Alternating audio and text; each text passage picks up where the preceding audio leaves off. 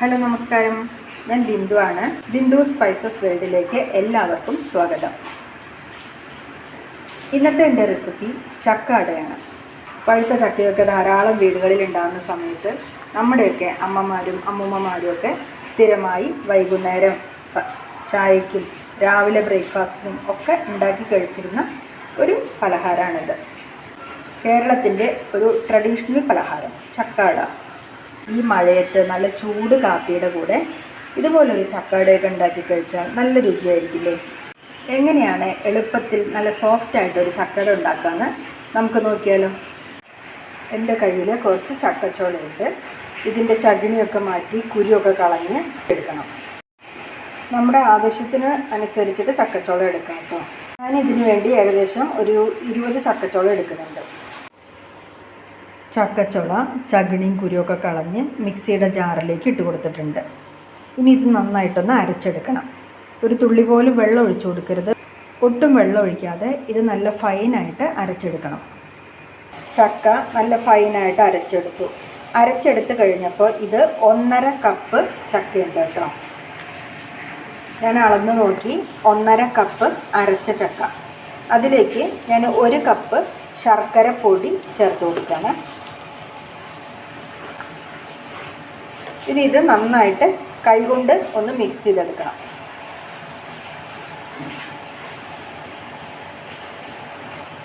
ഇത് കൈകൊണ്ട് തന്നെ മിക്സ് ചെയ്യണം കേട്ടോ. സ്പൂൺ കൊണ്ടൊന്നും മിക്സ് ചെയ്താൽ പെർഫെക്റ്റ് ആവില്ല. കൈകൊണ്ട് തന്നെ നന്നായിട്ട് മിക്സ് ചെയ്തെടുക്കാം.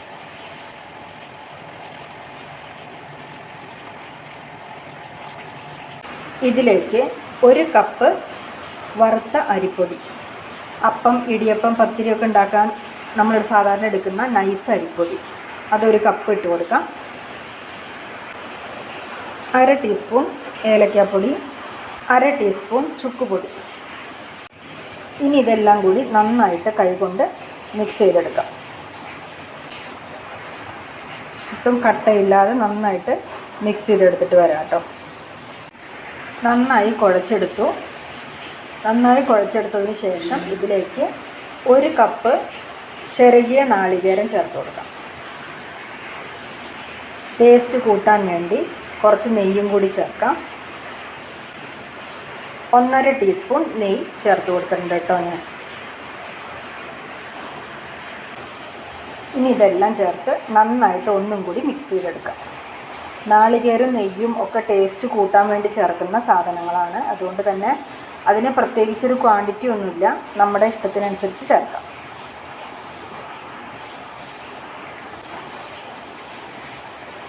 ഇത് നന്നായിട്ടൊന്ന് ഒന്നും കൂടി ഒന്ന് കുഴച്ചെടുക്കട്ടെ കേട്ടോ.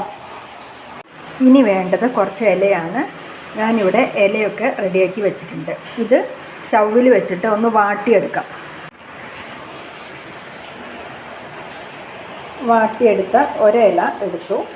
അതിലേക്ക് ഇതിൽ നിന്ന് കുറച്ച് മാവെടുക്കാം. ഇലയുടെ വലിപ്പത്തിനനുസരിച്ചിട്ടുള്ള മാവ് എടുക്കുക കേട്ടോ. എന്നിട്ട് ഈ ഇലയുടെ മധ്യത്തിലായിട്ട് ഈ മിശ്രിതം ഇങ്ങനെ വയ്ക്കുക. ഇത് നമുക്ക് കൈകൊണ്ട് ഇങ്ങനെ പരത്തണമെങ്കിൽ അങ്ങനെ പരത്താം കേട്ടോ. കൈകൊണ്ട് പരത്തുന്നതുകൊണ്ട് കുഴപ്പമൊന്നുമില്ല. പക്ഷേ ഇത് കൈകൊണ്ട് പരത്താൻ നമുക്കൊരല്പം ബുദ്ധിമുട്ടാണ്. അതുകൊണ്ട് നമ്മളിതിങ്ങനെ മടക്കിയാൽ മതി. ഇതിങ്ങനെ മടക്കിയിട്ട് ഇങ്ങനെ ചെറുതായിട്ട് ഇങ്ങനെ ഒന്ന് പ്രസ് ചെയ്ത് കൊടുക്കുക. കൈകൊണ്ട് ഇങ്ങനെ പ്രസ് ചെയ്യുമ്പോൾ ഇതിങ്ങനെ പരന്ന് വരും. അങ്ങനെ ഇലയുടെ വലിപ്പത്തിനനുസരിച്ച് നമ്മളിത് പ്രസ് ചെയ്തെടുക്കുക കേട്ടോ. പ്രസ് ചെയ്തെടുത്ത് കഴിയുമ്പോൾ ഇത് ഇതുപോലെ കറക്റ്റായിട്ട് നമുക്ക് പരത്തി കിട്ടും. ഇങ്ങനെ നന്നായിട്ട് പരന്ന് കിട്ടും. ഇതുപോലെ എല്ലാ അടി ഇങ്ങനെ പരത്തി വെക്കുക. അടുത്തൊരു ഇലയിൽ ഇതേപോലെ നമ്മൾ ഈ മിശ്രിതം വെച്ച് കൊടുത്തു. ഇനി ഇല ഇങ്ങനെ മടക്കുക. ഇല കറക്റ്റായിട്ട് ഇങ്ങനെ മടക്കുക കേട്ടോ. മടക്കിയതിന് ശേഷം ഇതിങ്ങനെ ഒന്ന് പ്രസ് ചെയ്ത് കൊടുക്കുക.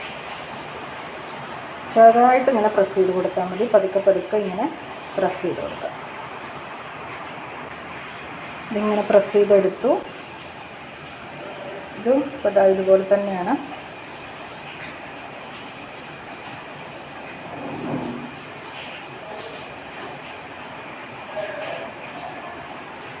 ഇങ്ങനെ പ്രസ് ചെയ്യുമ്പോൾ നമുക്കിതുപോലെ പരന്ന് കിട്ടും. ഇനി ഇത് എല്ലാ അടയും ഇതുപോലെ പരത്തിയെടുത്തിട്ട് ആവിയിൽ വെച്ച് വേവിച്ചെടുക്കാം.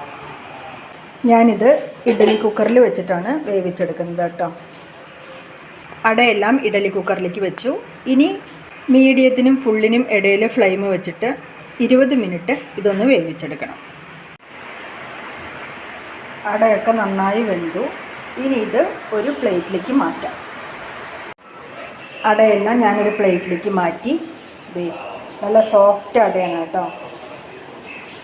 നല്ല സൂപ്പർ സോഫ്റ്റ് അടയാണ്, നല്ല ടേസ്റ്റുള്ള അടയാണ്. ഇവിടെ ഒരു കഷ്ണം ഇങ്ങനെ പൊട്ടിച്ച് കാണിച്ചു തരാം. നല്ല സോഫ്റ്റായിട്ടുള്ള അടയാണ്. ഈ റെസിപ്പി നിങ്ങൾക്ക് ഇഷ്ടമായെങ്കിൽ ലൈക്ക് ചെയ്യാനും ഷെയർ ചെയ്യാനും കമൻറ്റ് ചെയ്യാനും ഒന്നും മറക്കരുത്. പിന്നെ എൻ്റെ ചാനൽ സബ്സ്ക്രൈബ് ചെയ്യാതെ കാണുന്ന കൂട്ടുകാർ ഉണ്ടെങ്കിൽ എത്രയും വേഗം സബ്സ്ക്രൈബ് ചെയ്ത് കൂട്ടാവണേ. ബെൽ ബട്ടൺ പ്രസ് ചെയ്ത് ഓൾ എന്ന ഓപ്ഷൻ കൊടുക്കാനും മറന്നു പോകരുത് കേട്ടോ. അപ്പോൾ അടുത്ത വീഡിയോയിൽ വീണ്ടും കാണാം. അതുവരെ എൻ്റെ വീഡിയോ കണ്ട് സപ്പോർട്ട് ചെയ്ത എല്ലാവർക്കും നന്ദി. നമസ്കാരം.